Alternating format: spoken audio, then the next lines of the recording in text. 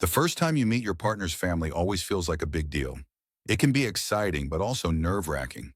You want to make a good impression, be polite, kind, and charming, but not so much that you come across as fake. I kept telling myself to stay calm and natural, but my hands still shook as I drove to meet Hannah's family for the first time. I was 26, and I had dated before, but Hannah was different. She was the kindest and most supportive person I had ever known.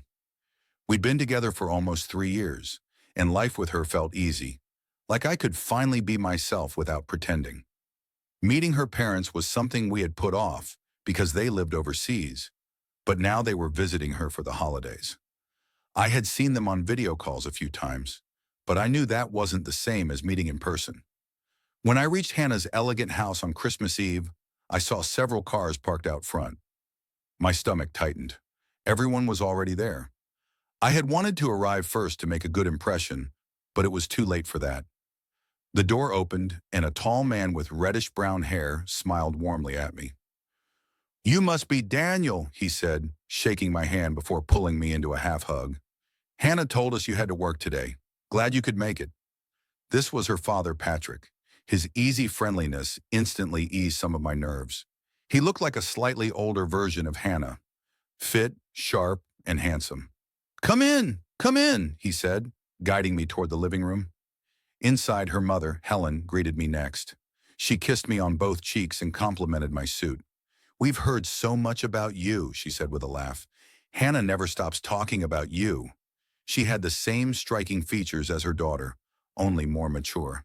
Hannah's younger sister, Lily, was sitting on the couch. She had bright blue eyes and a shy smile.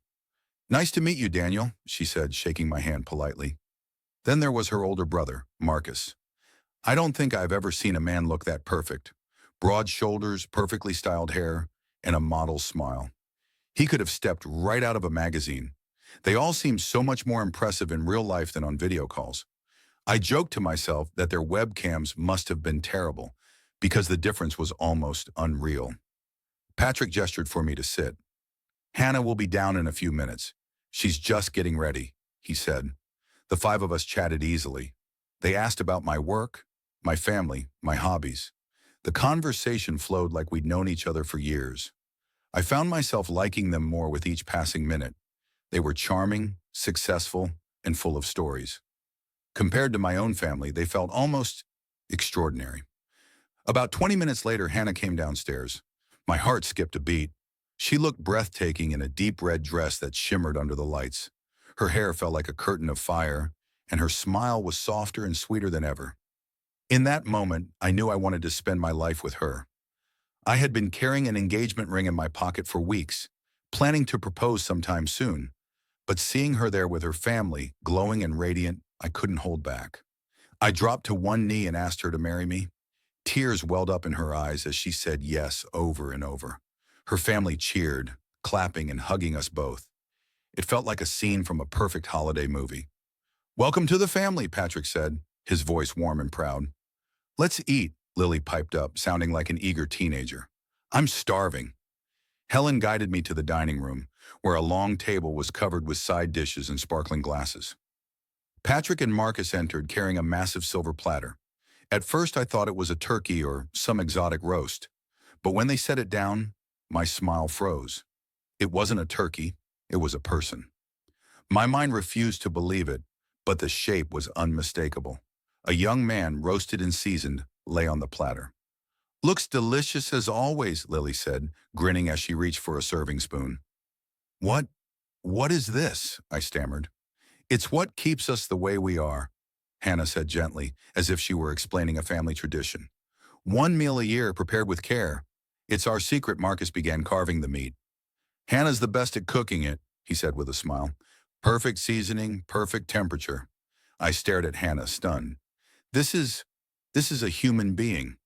Patrick put a hand on my shoulder. "We're healthy, wealthy, beautiful. Did you think that happened on its own?" His tone was calm, almost fatherly. "We only do it once a year. The benefits last," Helen served herself calmly, picking at a bone. "And we only take those who've done terrible things. It's a kind of justice, really." Hannah's eyes softened. "Don't you love me?" she asked quietly. Don't you want to be part of us? We can be perfect together. Everyone at the table was watching me. I hesitated, my heart racing. Then without a word, I reached for the knife. I cut a slice from the leg and put it on my plate. The room erupted in smiles. Hannah squeezed my hand. It was the strangest, most perfect Christmas of my life.